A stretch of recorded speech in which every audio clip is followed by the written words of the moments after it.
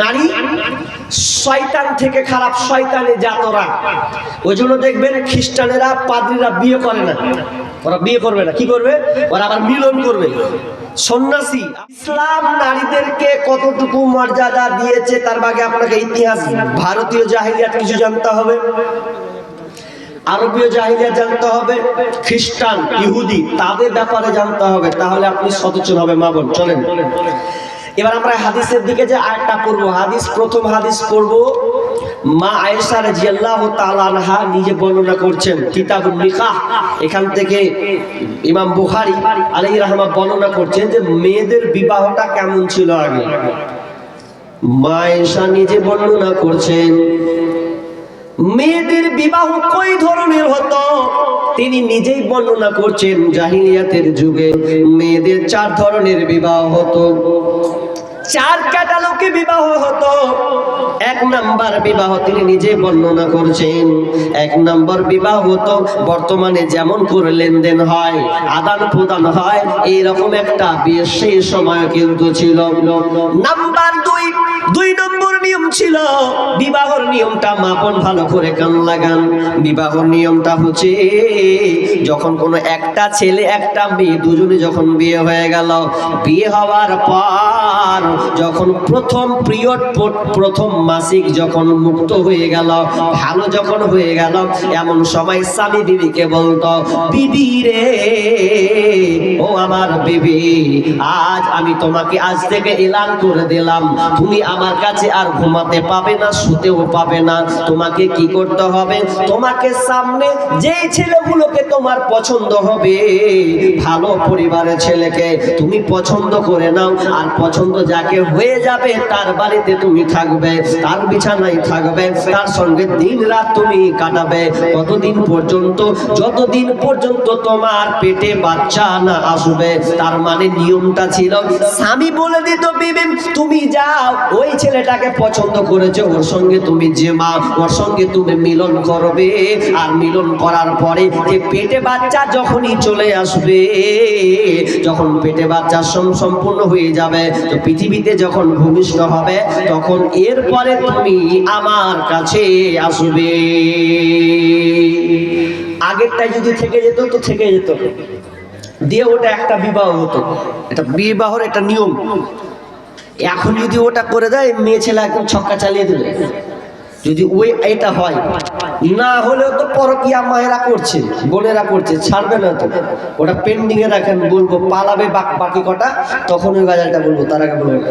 তারপর চলে, তারপরে তৃতীয় নম্বর বিবাহ কেমন হতো? 3 নাম্বার বিবাহর নিয়ম ছিল, একজন মেয়ে 10-এর নিচে 8-9 জন মেয়ে, 8-9 জন ছেলে একটা মেয়েকে ব্যবহার করত। সেই সময় নিয়ম ছিল, একটা মেয়েকে 8-9 জন ছেলেতে মেয়েটাকে ব্যবহার করত, এক কথায় উপভোগ করত।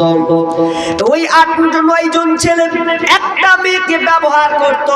ব্যবহার করার পর যখন ওই মেয়েটা প্রেগনেন্ট হয়ে যেত, পেটে বাচ্চা আসতো, পেটে বাচ্চা আসার সময় এরপর সে নির্ধারণ করত, নির্ণয় করত কে আমার স্বামী হবে। তখন ওই 8-9 জন ছেলেকে কিন্তু ডাকতে বাধ্য হতো, আসতেই হতো। ওই 8-9 জন ছেলে এসে মেয়েটার সামনে এসে বসতো। মেয়েটা বলতো, তোমরা 8-9 জন আমাকে ব্যবহার করেছো, তোমাদের কারণে আমার পেটে বাচ্চা এসেছে, তো 9 জনের মধ্যে একজনকে চয়ন করবো। একজনকে চয়ন, যাকে চয়েস করতো সেই কিন্তু হয়ে যেত স্বামী। এটাই হয়ে গেল 3 নম্বর বিবাহ। 4 নম্বর বিবাহ কেমন হতো? 4 নম্বর বিবাহ ছোট্ট ছোট্ট ঘর, সেই ঘরগুলোতে পিছন দিকে আপনার কিনা সামনাসামনি পতাকাকে টাঙিয়ে দিত। পতাকাটা টাঙলে বুঝতে পারতো এটা বেশ্যামি, এটা আপনার কিনা পতিতালয়। পতিতালয় মানে যে মেয়েরা দেহ বিক্রি করে খায়, দেহ বিক্রি করে টাকা ইনকাম করে, ওই রকম মেয়ে। তখন যুবকরা জানতো, চলবে এখানে একটা মেয়ে আছে, ওই মেয়েটাকে আমরা 8-10 জন মেয়ে উপভোগ করে 8-9 জন 10 জন গিয়ে মেয়েটার ঘরে ঢুকে যেত, আর মেয়েটাকে শারীরিক সম্পর্ক কায়েম করত, তাদের সঙ্গে যে মা মিলন করার পর যখন ওই মেয়েটার পেটে যখন বাচ্চা আসতো আর বাচ্চা ভূমিষ্ঠ হতো, সন্তানটা যখন পৃথিবীতে আসতো রে, তখন সে একটা কাজ করত, যে 8-10 জন সিরিয়ালে যারা ওকে উপভোগ করেছে, ব্যবহার করেছে, ওদেরকে দাওয়াত দিয়ে ইনভাইট করা হতো, তারা সামনে আসতো, এসে বসাতো এবং গণক হাজির করত। গণক যখন নির্ণয় করত, চেহারাটা ওই ছেলেটার মুখখান দেখতো, তার হাত দেখতো, তার পা দেখতো, তার পুরো বডিটাকে চেক করত। এরপরে ওই 8-10 জন ছেলেকে সামনাসামনি দেখতো, কার মতন লাগছে, কার মতন লাগছে, কার মতন লাগছে, এ করে মিলিয়ে মিলিয়ে মিলিয়ে যার সঙ্গে একটু মিল থাকতো, ওর সঙ্গে বলে দিত এই ছেলের বাপ হচ্ছে অমুক, এটা হচ্ছে তার বাপ, আর ওই স্ত্রী, ওই মেয়েটা ওকে স্বামী হিসাবে গণ্য করে নিত। এই 4 ধরনের বিবাহ হতো, তার মানে নারীদের কোনো সম্মান ছিল না,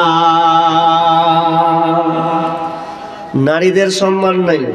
এটা তো গেল কি আরবীয় জাহিলিয়াত, বুঝছেন? ভারতীয় জাহিলিয়াত কি ছিল? মেয়েরা যদি আস্তে আস্তে বড় হতো, তোকে বলতো যে একটা স্বামী যদি মারা যেত, তো বলতো স্বামীর সাথে ওয়াকও জ্বালিয়ে দে। ছিল কি ছিল না? এটাকে বলা হয় সতীদাহ প্রথা। জানেন আপনারা? সতীদাহ প্রথা। রাজা রামমোহন রায় এটাকে লড়াই করে, সংগ্রাম করে 1819 সনে এটাকে বন্ধ করার চেষ্টা করলেন লর্ড বেন্টিং এর কাছে, উইলিয়াম বেন্টিং, তার কাছ থেকে কলকাতা গিয়ে তিনি বন্ধ করেছেন। এটা গেল। দ্বিতীয়ত, মেয়েদেরকে ইজ্জত হারাম করতো, তার একটা প্রমাণ হচ্ছে সেদুর। ভালো করে কান লাগান। একটা বই পড়ছিলাম, পর্দা। বইটাতে জাহিলিয়াতের ব্যাপারে অনেক বিষয় আলোচনা আছে। ওই বইটাতে ভারতীয় জাহিলিয়াতের কিছু নমুনা তুলে ধরছেন, তার মধ্যে একটা সেদুর। মেয়েরা সেদুর কেন দেয় দেখেছেন না? সেদুর, এই সেদুর দেয় মানে বিয়ে করলো আর স্বামী তাকে সেদুর পরিয়ে দেবে, তার মানে ওর স্ত্রী হয়ে গেল। এটা কখন আবিষ্কার হলো জানেন? আপনাকে তথ্যটা বলে দিচ্ছি, ভালো করে কান লাগান। আমার বানানো তথ্য না, আমি ইতিহাস থেকে পেয়েছি বলছি। যখন কোন হিন্দু ছেলে বিবাহ করেছে, কেন এটা করা হলো? সন্ন্যাসীরা বলতো সেই সময় মেয়েদেরকে উপভোগ করা হতো, মেয়েদের সম্মান দেওয়া হতো না, বিয়ে করলেও মেয়েটার উপরে নির্যাতন করা হতো। যেই ছেলে এসে মেয়েটাকে বলতো এত সুন্দর মহিলা, ওকে ঢুকায় এক ঘরে, তাকে উপভোগ করা হতো। এই জন্য সন্ন্যাসীরা একটা আবিষ্কার করলেন যে মেয়েটা বিয়ে হয়েছে যেন পাবলিক জানতে পারে এর সঙ্গে একটা যুক্ত হয়েছে, তার তত্ত্বাবধানে কেউ আছে, তার স্বামী আছে। তখন আপনার সন্ন্যাসীরা একটা ছক টানলো, একটা দাগ দিল কি যে বিবাহ করবে সে যেন সেদুরটা লাগিয়ে দেয়। আর সেদুরটা লাগিয়ে মানে রেড সিগন্যাল, তার মানে এখানে খাতরা আছে, খবরদার হাত লাগাবি না, এর কিন্তু জোড়া হয়ে গেছে, ও কিন্তু একা নয়, জোড়া হয়ে গেছে। ওই জন্য যেন মেয়েটাকে কেউ আর ব্যবহার না করে তার স্বামী ছাড়া। আর যখনই দেখবেন কত জঘন্য সেদুর দেওয়া, তারাই নিজেরা বলছে যখন স্বামী বেঁচে আছে মানে সেদুর দিয়েছে, যেদিন স্বামী মারা যাবে সেদিনকে দেখবেন ওরা এটাকে মুছিয়ে দেয়, মুছিয়ে দেয় না, এভাবে মুছিয়ে দেবে, চুড়ি ভেঙে দেবে। তার মানে ওর সঙ্গে যে সম্পর্ক ছিল ওর স্বামী তত্ত্বাবধানে আর না, এখন মানে ওই একা, সেদুর মিটিয়ে দিলে মানে ওই একা, এবার লাইনে ঢুকে যাও, নিয়ম সেদুর মাখা। আপনাকে বাস্তব কথা বলছি, আমি তখন বক্তা জগতে বক্তা হইনি, ওই 4-5 বছর আগের কথা বলছি। আমি ন্যাশনাল হাই রোড দিয়ে যাচ্ছি, সাইকেল চালিয়ে যাচ্ছি, তখন বাইক চালাতে শিখিনি। সাইকেল চালাচ্ছি তো এক জায়গাতে একটা ছেলে আর একটা মেয়ে দাঁড়িয়ে ঝগড়া করছে, হিন্দু ছেলে হিন্দু মেয়ে ঝগড়া করছে। তো ঝগড়া করতে করতে করতে সেটা খালি বারবার বলছে মানে ও সেতুটাকে এখন মিটাবে আগে জ্বালাতে রাস্তাতে। যা বাবা কি হলো এটা? তখন মেয়েটা খালি ওর হাত খালি ধরছে, দাঁড়াও করে দাঁড়াও, বলছে বল কি যে ঝামেলা হয়েছে বল, স্বীকার কর। করছে ওই স্বীকার করবি না, দেখ দেখ এখানে হাত আছে, দেখবো সিঁদুর এখন উঠিয়ে দেবো এরকম। আর মেয়েটা খালি এভাবে হাত ধরছে বারবার, মানে সিঁদুরটাকে মিটাতে দিবে না, মিটিয়ে দিলে কি খালাস, খালাস মিটে গেলি বাদ। তো ঠিক বুঝলাম যে সিঁদুরের কত দাম, যে আছে মানে স্বামী বেঁচে আছে, সম্পর্ক টিকে আছে। তো এটা ছিল ভারতীয় জাহিলিয়াত। খ্রিস্টীয় জাহিলিয়াত, খ্রিস্টান যারা, ওরা বলছে নারী হচ্ছে শয়তানের জাত। নারী শয়তান থেকে খারাপ, শয়তানি জাতরা। ওই জন্য দেখবেন খ্রিস্টানেরা পাদ্রীরা বিয়ে করে না, ওরা বিয়ে করবে না, কি করবে? ওরা আবার মিলন করবে। সন্ন্যাসী আপনার পাদ্রী